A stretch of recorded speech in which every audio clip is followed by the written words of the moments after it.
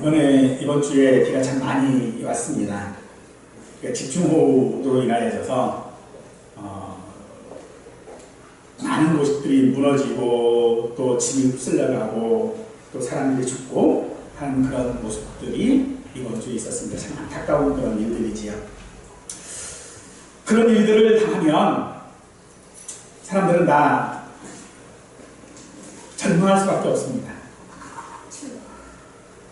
뭐 보험 같은 거 들여놓는다고 해도 그런 자연재해는요 보험으로도 안 돼요.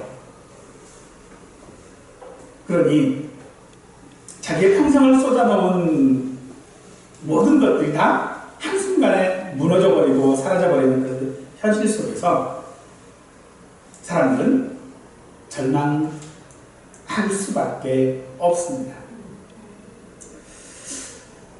저나 여러분들도 인생에서 한두 번쯤은 아마도 그런 절망의 순간들이 있었을 것이라 생각되어집니다.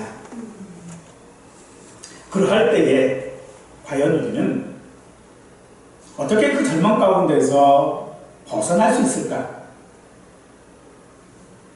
우리는 그런 절망 가운데 있으면 자꾸 누구를 만나고 또 누구에게 도움을 요청하고 뭐 이런 것들보다는요 혼자가 되려고 하는 경향들이 좀 강한 것 같아요. 혼자 있으려고 그래요. 그럴 때 우리가 찾는 곳이 있죠. 은신처 혹은 피난처.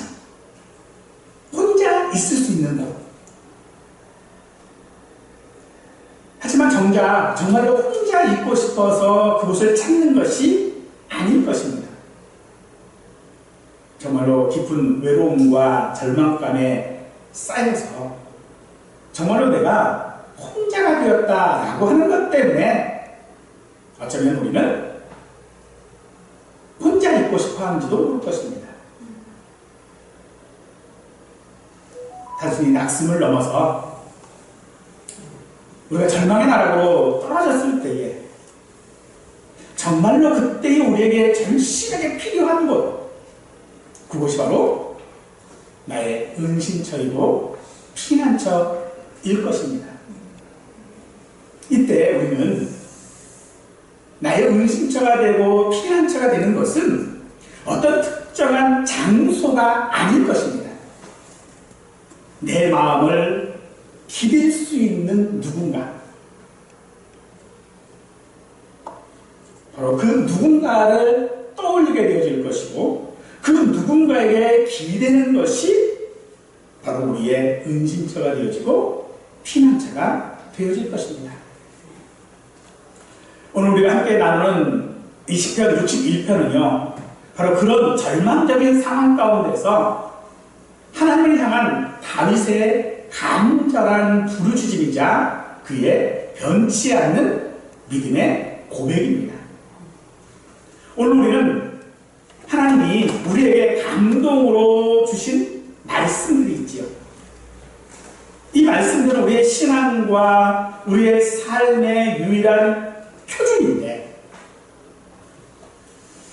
그럼에도 불구하고 우리는 이 말씀을 따라서 우리의 믿음들을 잘 고백하지 못합니다. 오늘 이 시간 우리가 시편 61편을 통해서 다윗이 어떻게 그런 절망 가운데서도 하나님을 믿었는지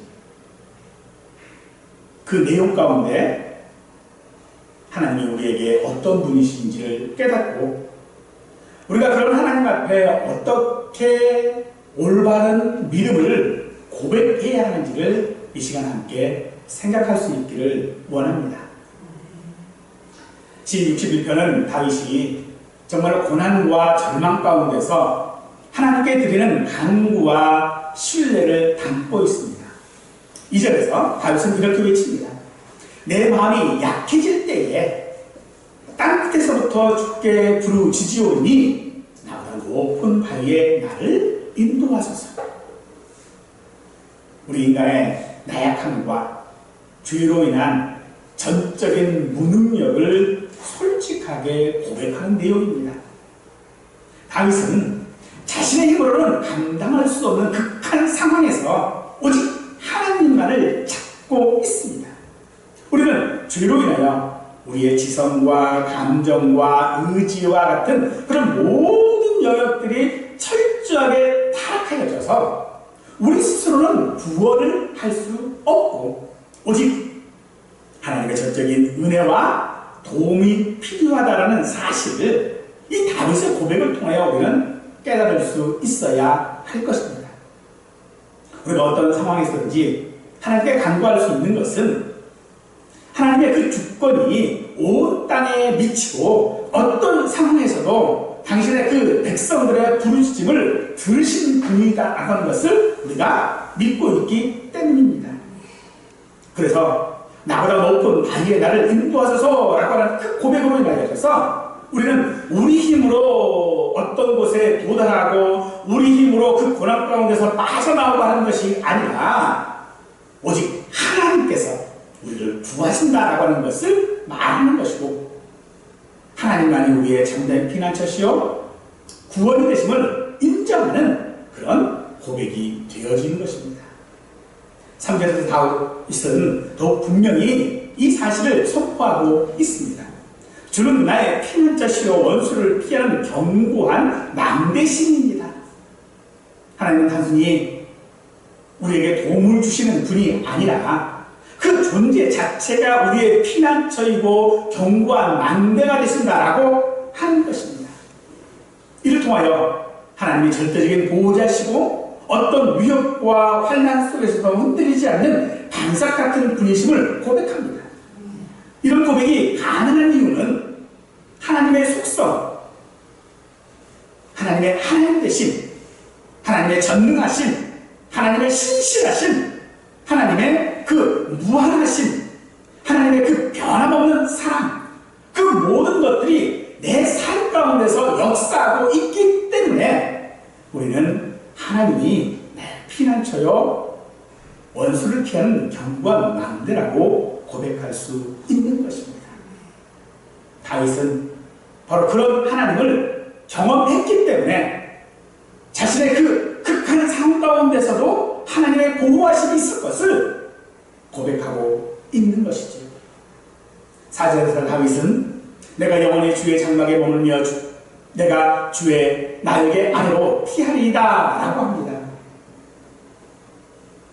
그런 극한 불안 가운데서도 자기의 모든 삶 가운데서 하나님의 임재 가운데 거하고 하나님과 지속적으로 교제를 나누겠다라고 하는 것을 말하고 있습니다. 주의 장막은 하나님의 임재를 상징하는 곳입니다. 우리는 예수님을 통하여 하나님과 영원한 은혜 가운데 동행하고 하나님과 교제할 수 있게 되었습니다. 그러므로 우리의 삶에 있어서 하나님과의 그런 교제, 또 교회 가운데서 하나님의 임재를 통한 교제, 이런 것들이 우리 삶에 굉장히 중요한데 그 안에 우리가 있을 수 있는 것, 그것은 바로 어미새가 날개로 자기의 새끼들을 품어 보호하는 것처럼 우리는 하나님의 품에 피하고 그 모든 것 가운데 안식을 누릴 수 있다라고 하는 것을 말함으로써 오직 하나님만이 자비와 보호하심에 대한 그런 전적인 신뢰와 의탁을 해야 하는 것을 우리에게 보여주고 있습니다. 결론적으로 시편 61편은요 우리가 사람의 연약함을 인정하고 오직 하나님을 절대적으로 피난처와 구원으로 삼아 하나님의 변함없는 그런 보호와 친밀한 임재 속에서 영원한 안식을 누리며 살아야 한다라고 말합니다. 다윗이 절박한 상황 가운데서 기록한 오늘 우리가 읽은 이 본문은 오늘날 우리에게도 정말로 필요한 그 귀한 말씀인 줄 믿습니다. 사랑하는 성도 여러분, 오늘 우리 마음이 약해질 때 내가 땅끝에 서 있는 것만 같은 그럴 때에 우리는 무엇을 할 수 있고 또 우리에게 무엇이 필요하며 무엇을 해야 하는지를 이 시간 함께 다윗의 고백을 통해서 확인하고 그 다윗의 고백이 곧 우리의 고백이 되어줄 수 있기를 간절히 축원하겠습니다. 다윗은 자신의 그런 극한 상황에서 하나님께 부르짖으며 하나님을 높은 바위, 피난처, 견고한 망대라고 고백합니다. 사람의 힘과 지혜로는 도저히 해결할 수 없는 절망적인 상황에서 오직 하나님만의 유일하고 절대적인 구원과 안전을 제공해 줄 수 있음을 말합니다. 사람은 본질적으로 연약하고 유한한 존재이며 죄로 인하여 더욱 무력해져 있습니다. 우리는 삶의 여러 고난과 역경 앞에서 낙심하고 절망하며 스스로의 힘으로는 해결할 수 없는 땅끝과 같은 상황에 직면할 때가 우리에게는 너무 많습니다. 이때 우리는 우리 자신의 한계를 인정하고 오직 전능하신 하나님께 도움을 구해야 할 것입니다. 다윗이 오늘 이 시편 말씀을 통해서 우리에게 말하고자 하는 것이 바로 그것입니다. 다윗이 이 시를 썼을 때 그 당시는 그런 매우 어려운 상황에 처해 마음이 약해졌고 하나님으로부터 멀리 떨어져 있다라고 느꼈습니다. 아마도 압살롬의 반역으로 인한 예루살렘에서 떠나 피난 생활을 하고 있던 시기였을 것으로 생각됩니다.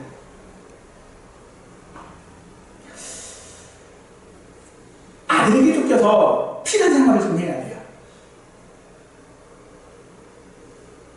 그 심정이 어떻겠을까요? 절망일 수밖에 없습니다.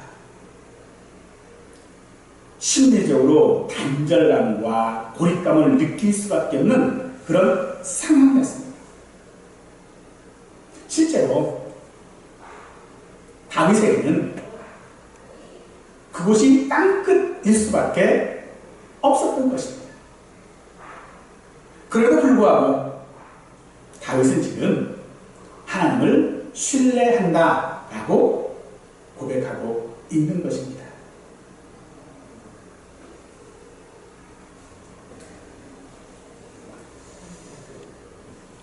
다윗은 어떤 상황에 완전히 압도당하고 짓눌리고 그 상황 앞에서 내가 무력하다고 느끼는 것을 지금 말하고 있습니다.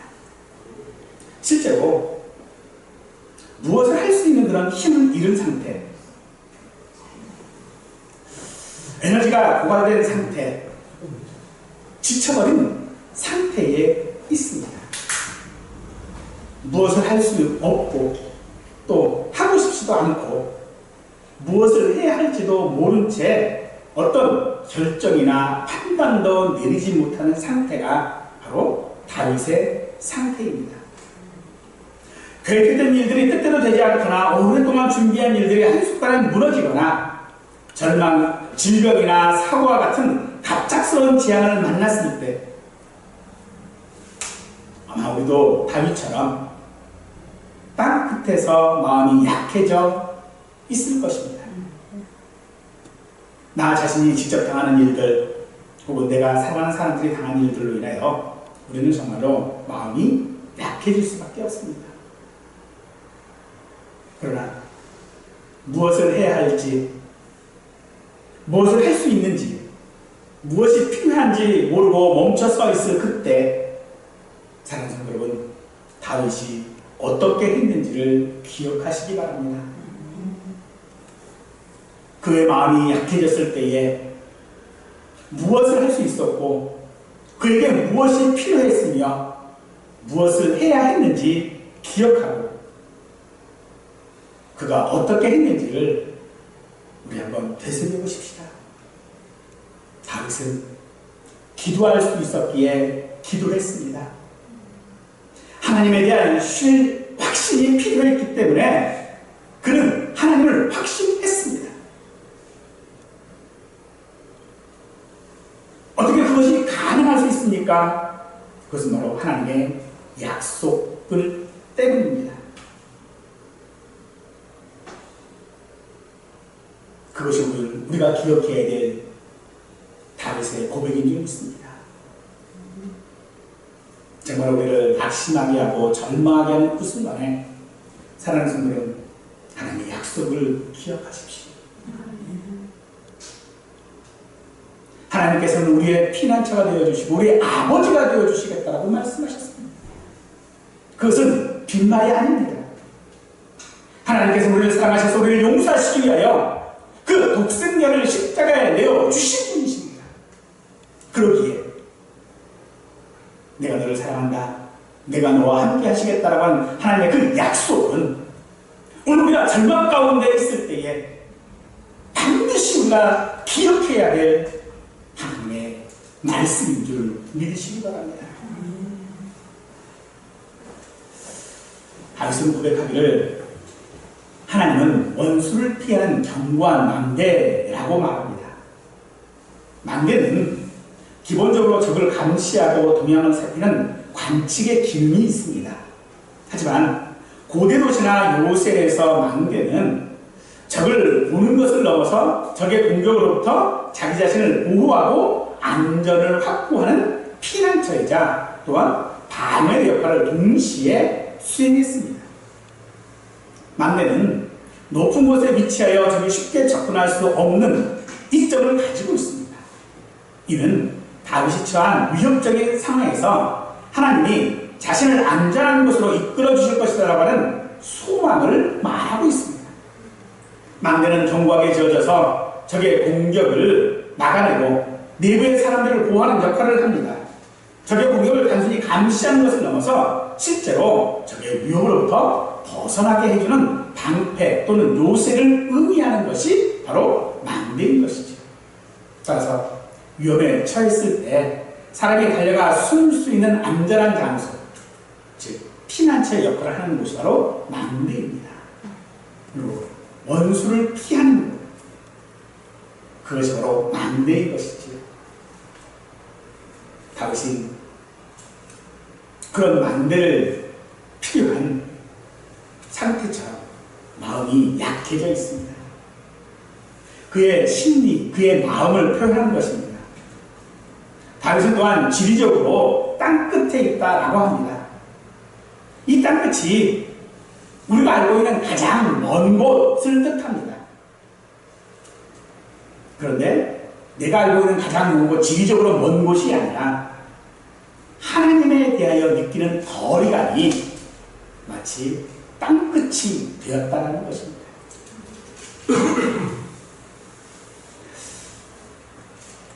그 땅끝에 나 혼자 서 있습니다.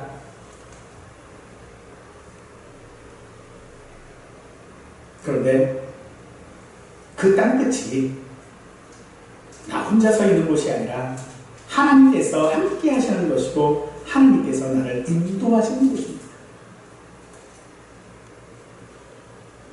그래서 그곳에서 다윗은 그 땅끝,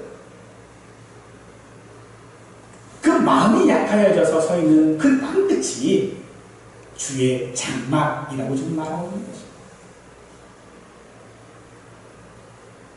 장막이라고 하는 말이 무슨 말일까? 또 이어서 나오는 주의 날개라고 하는 말이 어떤 것일까라고 생각해 보았습니다. 장막이라는 말은 지금 말하면 그냥 집이에요. 집. 집 안. 집 안에는 누가 있죠? 나와 가장 친밀한 사람들, 그 사람들이 있는 곳입니다. 나와 교제하는 사람. 그 사람들이 있는 곳이 장막이에요. 장막은 일어나 저러나 우리 사람들에게 있어서는 가장 편안한 곳입니다.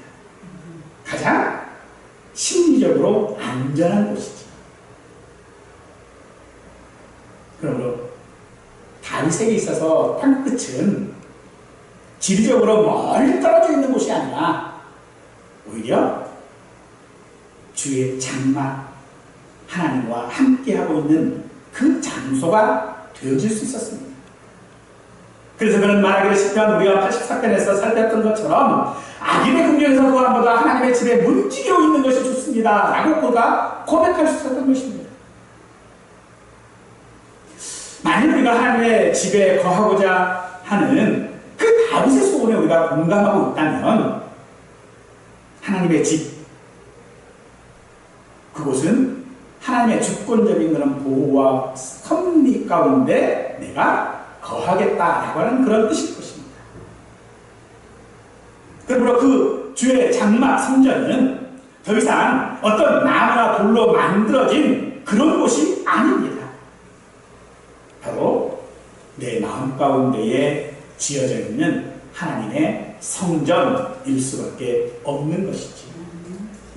그러므로 그 하나님의 성전이 내 마음 가운데 있으므로 내 인생의 모든 날 동안에 내가 여호와의 집에 사는 것은 하나님과 밤낮으로 밀접한 교제를 나눌 수 있는 공간이 되어지는 것이지. 더 나아가 그런 하나님의 임재를 우리가 경험하고 하나님의 보호를 누리는 삶을 다윗은 지금 주의 장막이라고 말하고 있습니다. 또 하나 주의 날개 아래로 피한다 라고 말하고 있지요. 시골에서 자라신 분들은 보았겠지만은 암탉은요, 병아리들을 이렇게 거느리고 다닐 때 보면 병아리들이 그 암탉의 그 날개 아래로 이렇게 들어가는 것들을 볼 수 있을 거예요. 근데 그것은 단순히 어떤 적이 나타났을 때만, 뭐 하늘에서 독수리라든지 뭐 솔개라든지 이런 게 나타났을 때만 들어가지 않습니다. 이 병아리들은요, 아무 때나 들어가요. 그냥 수십 대표로 들어가요. 오히려 적이 나타나면 암탉은 자기 새끼들을 달걀 아래로 보고 이끌어들이지요. 그런데 새끼들은 어때요? 새끼들은 그걸 몰라요. 그러니까 그냥 엄마 품처럼 파고드는 거죠.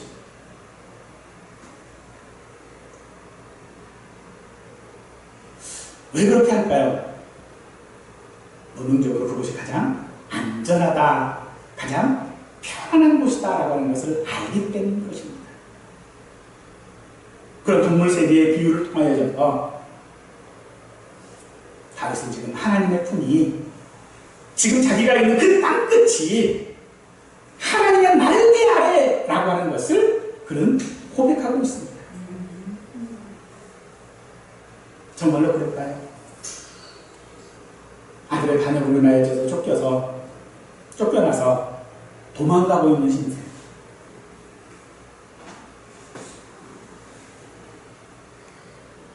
그 신세 가운데 땅끝이라고 고백할 정도로 암담한 상황 가운데 있는 그가 그것이 하나님과 함께하는 주의 장막이요 날개 아래에 있음을 그가 고백했습니다.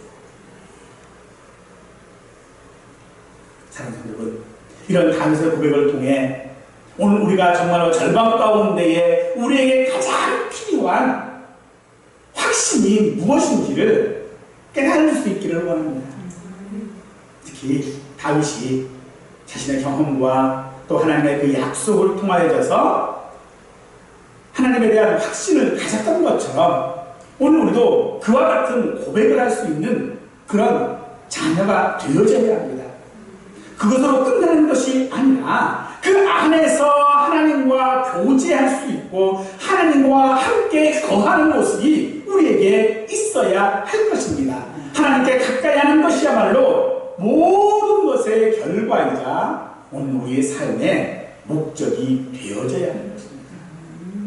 다윗은 그 사실을 우리에게 지금 고백하고 있는 것입니다. 하나님은 모든 것을 군원이시고 우리 삶의 생사화복을 주관하시는 그런 분이십니다. 반면 우리는 유한하고 연약한 존재이고 우리 힘으로는 세상의 그 어떤 것을 통해서도 평안을 누릴 수 없는 그런 존재입니다. 그래서 우리가 하나님을 의지하고 하나님을 나의 피난처로 삼고 만개로 삼고 주의 장막에 거하며 주의 날개 근 아래로 피하겠다라고 하는 것은 하나님만이 나의 구원자 되심을 고백하는 것입니다. 만일 우리가 하나님을 의지하지 않는다면 이런 하나님의 주권을 부인하고 우리 스스로의 힘으로 다른 대상을 의지하겠다라고 하는 그런 의미가 될 것입니다. 아무리 튼튼한 요새나 막강한 권력도 결국은 무너질 수밖에 없습니다. 나와 가장 가까운 사람도요, 언제든 나를 실망시킬 수 있습니다. 유한하고 언제든지 무너질 것을 의지하는 것은 어리석은 것입니다. 사랑하는 여러분, 오직 우리의 피난처가 되시는 하나님을 의지하는 자들 되실 수 있기를 원합니다. 우리는 아담 이후 타락함으로 말미암아 죄로 인한 그런 전적인 타락으로 우리 스스로 하나님을 찾거나 사실 온전히 하나님을 의지할 수는 없습니다. 우리의 이성과 감정과 의지 모두가 다 죄로 오염됐기 때문에 그것을 통해서 우리는 올바로 하나님을 사실 신뢰하기가 어렵습니다. 그러므로 하나님은 우리로 하나님을 의지할 수 있는 은혜를 허락하시는데 그것은 단순히 우리가 어떤 합리적인 선택을 한 것이 아니라 하나님의 은혜인 줄 믿으십시오. 하나님께서 우리를 마음대로 부르십니다. 하나님께서 우리를 높은 바위에 세우십니다. 하나님께서 우리로 그 날개를 펴서 우리를 보호하시는 줄 믿으십시오. 우리는 우리 힘으로 하나님 앞에 나갈 수 없었습니다. 우리 힘으로 이런 고백을 할 수 없습니다. 그러나 하나님이 우리를 그렇게 고백하게 하시는 줄 믿으십시오. 그러므로 이사야서 40장 31절은 우리에게 이렇게 말씀하십니다.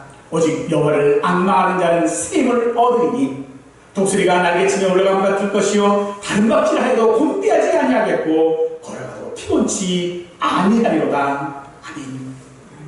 하나님을 피난처로 삼는다라고 하는 것은 어려운 일이 닥쳤을 때만 하나님을 찾는 것이 아닙니다. 우리 삶의 모든 영역에서 하나님이 우리의 주인이시며 인도자이시고 보호자이심을 인정하고 그 말씀에 순종하고 살아가는 총체적인 삶의 자세가 하나님을 피난처로 삼는 자의 모습일 것입니다. 우리가 하나님을 의지하지 않고 다른 것을 피난처로 삼게 한다면 그것은 우상숭배일 것입니다. 돈이나 권력이나 명예나 심지어 우리의 가족이나 친구까지도 하나님보다 더 의지할 때 그것은 결국 우리의 모든 참된 피난처가 되어질 수 없고 오히려 우리를 실망과 더 깊은 좌절로 이끌 것입니다. 사랑하는 성도 여러분, 여호와를 앙망하는 자는 새 힘을 얻는다고 했습니다. 그 새 힘을 내가 내는 게 아닙니다. 힘내. 그래서 내가 힘을 내는 것이 아닙니다. 하나님께서 우리에게 힘을 주시는 줄 믿으십시오. 우리가 하나님 앞에 달려갈 수 있는 힘을 하나님께서 주시는 줄 믿으십시오. 그것이 오늘 다윗이 고백한 하나님이 피난처이시라고 하는 고백인 줄 믿으십시오. 예수님을 통하여 우리는 하나님 안에 거할 수 있게 되었고 그리고 하나님으로 우리는 모든 것들을 공급받으며 살아갈 수 있습니다. 그럼에도 불구하고 우리는 순결하지 못합니다.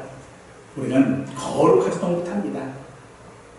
하나님께서 나의 아버지가 되신다라고 하는 사실을 우리는 알면서도 그 아버지 앞에 달려가지 못하고 아름다운 사귐을 갖지도 못하는 것이 우리들입니다.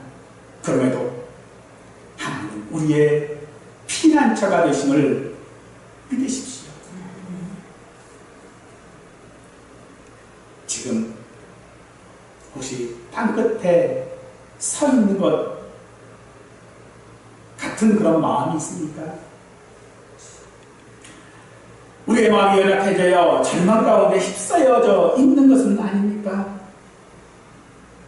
그렇다면 사랑하는 성도 여러분, 다윗처럼 하나님께 고백하실 수 있기를 축원합니다. 그 고백은 나의 고백이 아닙니다. 하나님께서 내 입술을 통하여 하시는 고백일 것입니다.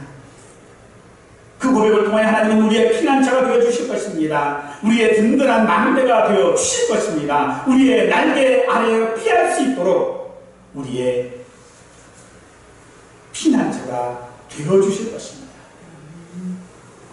절망 가운데에 절망했다고 그런 상황을 주신 하나님 앞을 원망하는 자가 아니라 오히려 그 하나님을 찬양하고 그 하나님 앞에 주의 장막에 거하는 자, 그 날개 아래로 내가 피하리이다 고백할 수 있는 우리 모두가 되어주셔서 그 은혜로 말미암아 살아가는 우리 모두가 될 수 있기를 간절히 축원하겠습니다.